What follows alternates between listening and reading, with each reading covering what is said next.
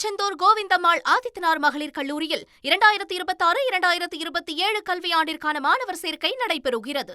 நேற்று 3 அதிமுக எம்எல்ஏக்கள் ராஜினாமா செய்து தாவேகாவில் இணைந்தனர். இந்த நிலையில் இன்று மேலும் ஒரு அதிமுக எம்எல்ஏ ராஜினாமா செய்ய உள்ளதாக தகவலானது வெளியாகியிருக்கிறது.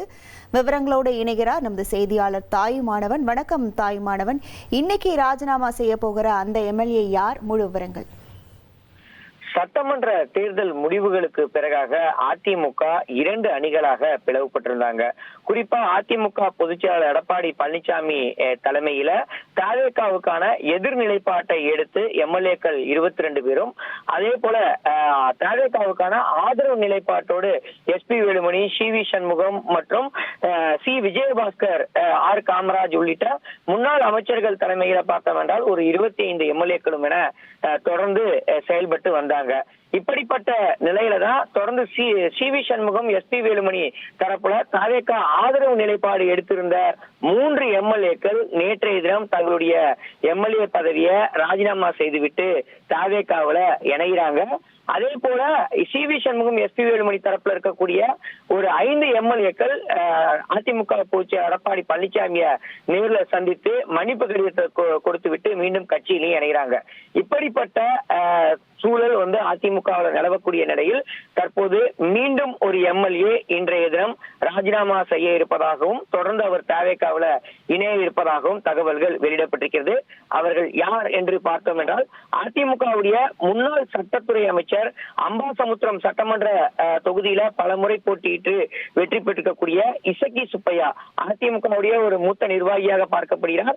இவர் இன்று காலை சபாநாயகரை சந்தித்து தனது எம்எல்ஏ பதவியை ராஜினாமா செய்துவிட்டு தமிழக வெற்றி கழகத்துல இணைய இருப்பதாகத்தான் தற்போது தகவல்கள் வெளியிடப்பட்டிருக்கிறது. ஒருவேளை அவர் தாவேகாவுல இணையக்கூடிய பட்சத்துல அதிமுகவோட எம்எல்ஏக்கள் பலம் என்பது 43ஆக குறைவதற்கான வாய்ப்புகள் என்பது ஏற்பட்டிருக்கிறது. அந்த வகையில இபிஎஸ் ஆதரவு எம்எல்ஏக்களுடைய பலம் என்பது பார்த்தோம் என்றால் 27ஆகவும், எஸ்பி வேலுமணி மற்றும் சி.வி. சண்முகம் ஆதரவு எம்எல்ஏக்களுடைய பலம் 16ஆக குறைய வாய்ப்பிருப்பதாக தகவல்கள் வெளியிடப்பட்டிருக்கிறது. 5 சட்டமன்ற தொகுதிகளுக்கு காலியாவதாக அறிவிக்கப்பட வாய்ப்புகள் என்பது ஏற்பட்டிருக்கிறது. காரணம் என்னன்னா, ஏற்கனவே திருச்சி கிழக்கு சட்டமன்ற தொகுதியில முதலமைச்சர் விஜய் அவர்கள் ராஜினாமா செய்திருக்கக்கூடிய நிலையில் அந்த தொகுதியோடு சேர்த்து மதுராந்தகம், தாராபுரம் மற்றும் பெருந்துறை ஆகிய 3 தொகுதிகளும் காலியானதாக அறிவிக்கப்பட வாய்ப்பு இருக்கிறது. இந்த 3 தொகுதியில் இருந்து போட்டியிட்ட அதிமுக எம்எல்ஏக்கள் தாவேகாவுல ராஜினாமா செய்துவிட்டு இணைஞ்சிட்டாங்க. அப்படி இருக்கக்கூடிய நிலையில் தற்போது அம்பாசமுத்திரத்துடைய எம்எல்ஏ இசக்கி சுப்பையாவும் ராஜினாமா செய்து தாவேகாவுல இணைக்கூடிய பட்சத்துல இந்த 5 தொகுதிகளுக்கும் இடைத்தேர்தல் நடைபெறுவதற்கான வாய்ப்புகள் இருப்பதாக தகவல்கள் இருக்கின்றன.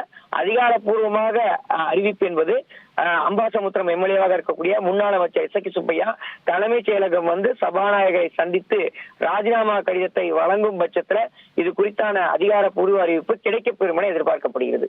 திருச்செந்தூர் கோவிந்தம்மாள் ஆதித்தனார் மகளிர் கல்லூரியில் 2026-2027 கல்வியாண்டிற்கான மாணவர் சேர்க்கை நடைபெறுகிறது.